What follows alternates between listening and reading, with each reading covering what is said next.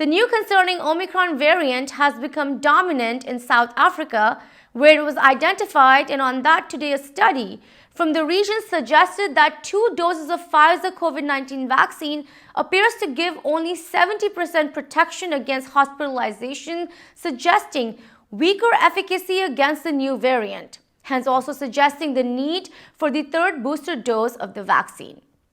Today also, Pfizer and BioNTech stated that final analysis of its antiviral COVID-19 pill showed nearly 90% efficacy in preventing hospitalizations and deaths in high-risk patients, and recent data suggests that the drug retains its effectiveness against the fast-spreading Omicron variant.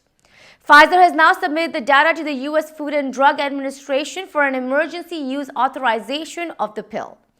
On this and much more, earlier today we spoke with Dr. Lieutenant Colonel Kamal Kalsi. Here is the conversation about the big news that we are hearing in coronavirus news today.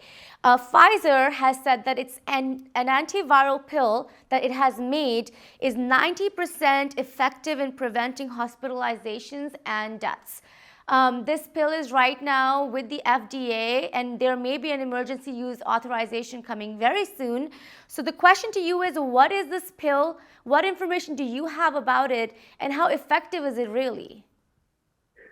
So we don't really know exactly how effective it's going to be, but the basics of this Pfizer pill are the fact that you need to use it within 72 hours of the infection taking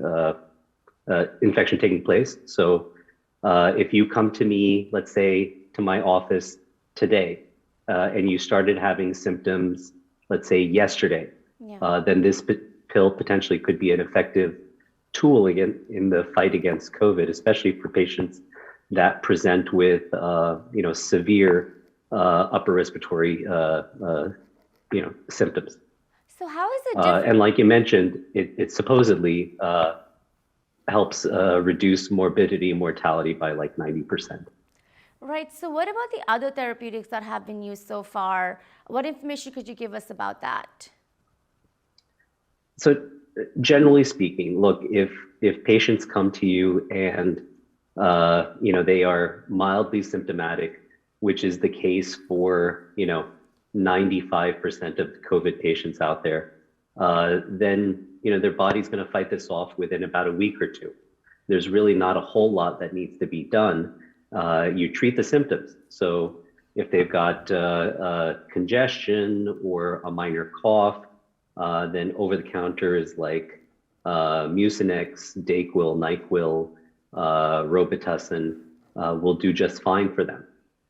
Now, when it becomes a little more complicated is if they start developing chest pain or trouble breathing, then those types of symptoms need to be evaluated by a physician right away. What about the monoclonal antibody? What is that exactly? And also, when should a patient get those? So the monoclonal antibodies are essentially antibodies that are specific.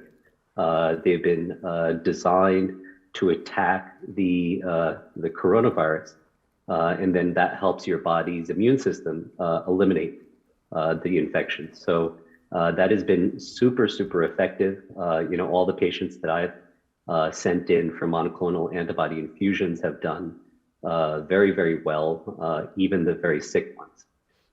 So again, it's another tool in our toolbox. The vast majority of COVID infections do just fine, but when they do get sicker, then we have monoclonal antibodies and other medications to help get them through this.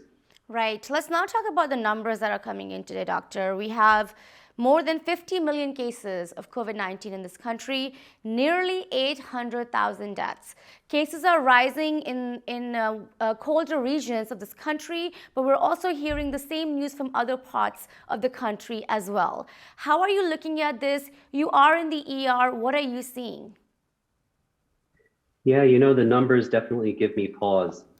Maybe about a year ago, I had written an op-ed talking about the fact that we may see 600,000 people die from COVID before we get a handle on this. And at the time, it was 600,000 people dying from COVID was unimaginable number, but now we've already surpassed 800,000, and I think we will pass a million in short order. Unfortunately, what's going to happen is over the next month or two, we will see a rise in infections.